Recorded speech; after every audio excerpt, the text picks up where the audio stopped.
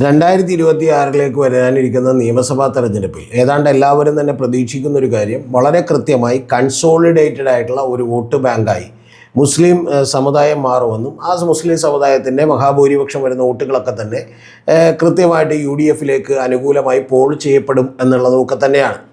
പക്ഷേ ഇതൊക്കെ നമ്മൾ പറഞ്ഞുകൊണ്ടിരിക്കുമ്പോഴും ഇപ്പോൾ കാന്തപുരം അബൂബക്കർ മുസ്ലിയാറിൻ്റെ വിഭാഗത്തെ AP സുന്നി വിഭാഗത്തേക്ക് അറിയപ്പെട്ടിരുന്നത് അരിവാൾ സുന്നികൾ എന്നാണ്. എന്ന് പറഞ്ഞാൽ എല്ലാ കാലത്തും അവർ ഇടതുപക്ഷത്തോട് ചേർന്ന് നിന്നിട്ടുള്ള ആളുകളാണ്.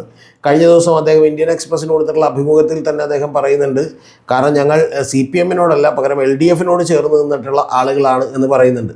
അപ്പോൾ ഇതൊക്കെ പറഞ്ഞുകൊണ്ടിരിക്കുമ്പോൾ പോലും അതിനകത്ത് പോലും നിരവധി പ്രശ്നങ്ങൾ സംഭവങ്ങൾ നടക്കുന്നു എന്നുള്ളതാണ് ഏറ്റവും പുതിയ വാർത്ത.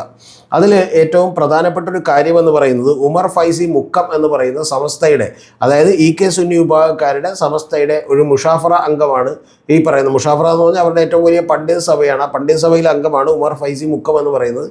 പക്ഷേ അങ്ങേയറ്റം യാഥാസ്ഥിതികമായിട്ടുള്ള പല വിവരക്കേടുകളൊക്കെയാണ് അദ്ദേഹം പറയാറുള്ളത് എന്നുള്ള ഒരു കാര്യത്തിൽ ഒരു സംശയമില്ല.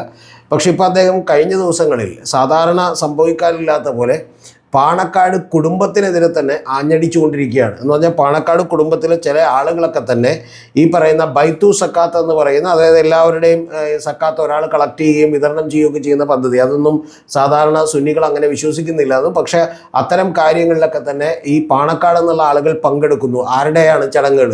മുജാഹിദുകൾ നടത്തുന്ന ചടങ്ങുകളിലും അതുപോലെ തന്നെ ജമാഅത്തെ ഇസ്ലാമി നടത്തുന്ന ചടങ്ങുകളിലുമൊക്കെ പാണക്കാട് തങ്ങൾമാരൊക്കെ തന്നെ പങ്കെടുക്കുകയും ഇവരോടൊക്കെ ചേർന്ന് നിൽക്കുകയും ചെയ്താൽ ഞങ്ങൾക്ക് വിശ്വാസത്തിൻ്റെ പേരിൽ അതിലൊന്നും നമുക്കൊരു കലർപ്പുണ്ടാക്കാൻ കഴിയില്ല, അത് പാണക്കാട് കുടുംബാംഗങ്ങളാണെങ്കിൽ പോലും ഞങ്ങൾക്ക് എതിർക്കേണ്ടി വരും എന്ന് പറയുന്ന രൂക്ഷമായ ഭാഷയിൽ യഥാർത്ഥത്തിൽ പാണക്കാട് കുടുംബാംഗങ്ങളെ പോലും അദ്ദേഹം വിമർശിച്ചിരിക്കുകയാണ്. EK സമസ്തയുടെ ഏറ്റവും വലിയ നേതാവ് നമുക്കറിയാം ജെഫ്രി മുത്തുക്കോയ തങ്ങളാണ്. പക്ഷെ അദ്ദേഹം ഒന്നും ഇങ്ങനെ സംസാരിക്കാറില്ല എന്നുള്ള കാര്യമാണ്. പക്ഷെ അതിൽ തന്നെ രണ്ട് വിഭാഗങ്ങളുണ്ട്. ഒന്ന് മുസ്ലിം ലീഗിനെ അനുകൂലിക്കുന്നവർ, പാണക്കാട് കുടുംബത്തിനോട് ചേർന്ന് നിൽക്കുന്നവർ. പക്ഷേ പാണക്കാട് കുടുംബത്തിനോട് ചേർന്ന് നിൽക്കാത്ത ഇത്തരത്തിലുള്ള നേതാക്കന്മാരും ഉണ്ടായിക്കൊണ്ടിരിക്കുന്നു. യഥാർത്ഥത്തിൽ ഇപ്പോൾ സമുദായ നേതാക്കന്മാർക്കെല്ലാം കുറേ കൂടി പ്രാധാന്യം വരികയും കേരള രാഷ്ട്രീയം തന്നെ പലപ്പോഴും മത ജാതി സമുദായ ശക്തികളിലേക്ക് സ്വാധീനം കുറേ കൂടി കൂടുകയും ചെയ്തുകൊണ്ടിരിക്കുന്ന അങ്ങേയറ്റം പ്രതിരോധകരമായ സിറ്റുവേഷനിലൂടെയാണ് കടന്നു പോകുന്നത്. അപ്പോൾ അങ്ങനെ കടന്നു പോകുന്നതിനിടക്ക് ഇത്തരത്തിലുള്ള നേതാക്കന്മാരൊക്കെ തന്നെ നേരിട്ട് തന്നെ രാഷ്ട്രീയക്കാരോട് ഇടപഴകാനോ അഭിപ്രായം പറയാനോ ഒക്കെ തുടങ്ങിയിരിക്കുന്നു എന്നുള്ളത് നേരത്തെ തന്നെ തുടങ്ങിയൊരു പ്രശ്നമാണ്. അതിനു മുമ്പൊക്കെ വരെ ഇവർ ഈ സമസ്തയുടെ നേതാക്കന്മാരൊക്കെ കുഞ്ഞാലിക്കുട്ടി സാഹിബുമായിട്ട് സംസാരിക്കുകയും കുഞ്ഞാലിക്കുട്ടി സാഹിബ് രാഷ്ട്രീയമായിട്ടുള്ള ആവശ്യങ്ങൾ ഉന്നയിക്കുകയും ചെയ്യുക എന്നുള്ളതാണ് നടന്നുകൊണ്ടിരുന്നതെങ്കിൽ കഴിഞ്ഞ കുറേ നാളുകളായി സമസ്തയുമായിട്ട് CPM പോലും വലിയ ബന്ധത്തിലാണ്. അപ്പോൾ അതിനിടയിലാണ് നിങ്ങളെല്ലാം പറയുന്നത് പോലെ ഇപ്പോൾ ഈ പറയുന്ന ജമാഅത്തെ ഇസ്ലാമി എന്ന് പറയുന്ന ഒരു സംഘടന, ആ സംഘടനയോട് കടുത്ത വിയോജിപ്പുള്ള നിരവധി ആളുകൾ EK സമസ്ത വിഭാഗത്തിലുണ്ട്. ആ സമസ്തയിൽ മാത്രമല്ല മുസ്ലിം ലീഗിലൊക്കെ ഉണ്ട്. പക്ഷെ അത്തരത്തിലുള്ള ആളുകളൊക്കെ തന്നെ ഈ ജമാഅത്തുകാർ പറയുന്നതൊക്കെ തെറ്റാണെന്നും ജമാഅത്തുകാരുടെ ഐഡിയോളജിയൊക്കെ പഠിച്ചവർക്ക് ഒരിക്കലും അവരെ അംഗീകരിക്കാൻ കഴിയില്ല. കാരണം അവർ പറയുന്നത് കേരളത്തിലെ മഹാഭൂരിപക്ഷം മുസ്ലിങ്ങളും എന്തല്ല യഥാർത്ഥ വിശ്വാസികളല്ല എന്നുള്ളതാണ്. മുസ്ലിം സമുദായത്തിന് മുന്നിൽ അവർ പുറത്തേക്കണമെന്നുള്ളതാണ്.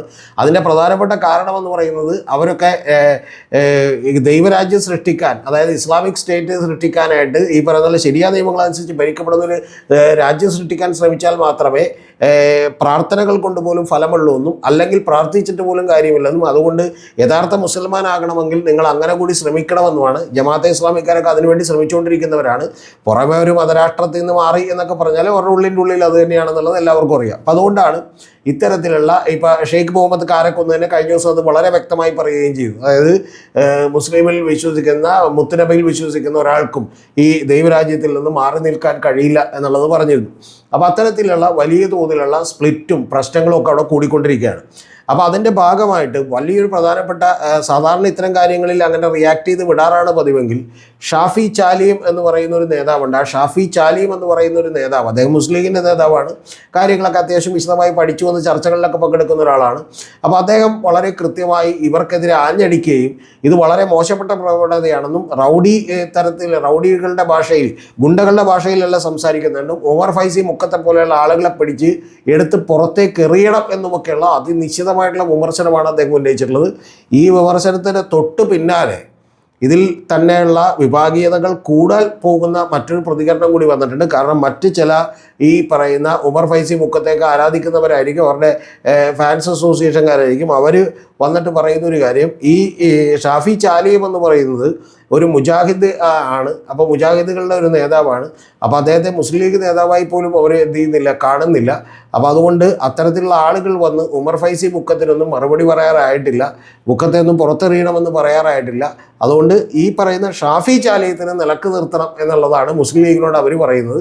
അതേസമയം ഷാഫി ചാലിയം പറയുന്നത് EK സമസ്ത സുന്നി വിഭാഗത്തിൽ നിന്നുള്ള ആളുകൾ, ജഫ്രി മുത്തുക്കോയ തങ്ങളെ പോലെയുള്ള ആളുകൾ ഉറപ്പായിട്ടും എന്ത് ചെയ്യണം, ഈ പറയുന്ന ആളുകളെ പിടിച്ച് ഉമർ ഫൈസി മുക്കത്തേക്ക് പിടിച്ച് എന്ത് ചെയ്യണം, പുറത്തെറിഞ്ഞ് കളയണം, പടിക്ക് പുറത്താക്കണം എന്നുള്ളതാണ് പറയുന്നത്.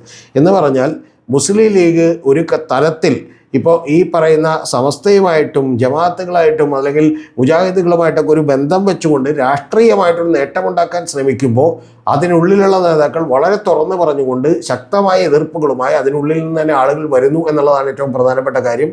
അതുകൊണ്ട് തന്നെ ഈ ജമാഅത്തെ ഇസ്ലാമിയുമായിട്ട് ഉണ്ടാക്കിയിട്ടുള്ള ബന്ധം മുസ്ലിം സമുദായത്തിൻ്റെ ഇടയിലും നിരവധി സമുദായ നേതാക്കന്മാരുടെ ഇടയിലും അവരോട് വളരെ ചേർന്ന് നിൽക്കുന്ന നേതാക്കന്മാരുടെ ഇടയിൽ പോലും വലിയ അതൃപ്തികൾ ഉണ്ടാക്കുന്നു എന്നുള്ളത് നമ്മൾ കാണാതെ പോകരുത്. അതുകൊണ്ട് 2026 തെരഞ്ഞെടുപ്പിൽ ഇത് എങ്ങനെയായിരിക്കും വന്ന് ഭവിക്കുക എന്നുള്ളത് കാത്തിരുന്ന് കാണാനേ കഴിയൂ.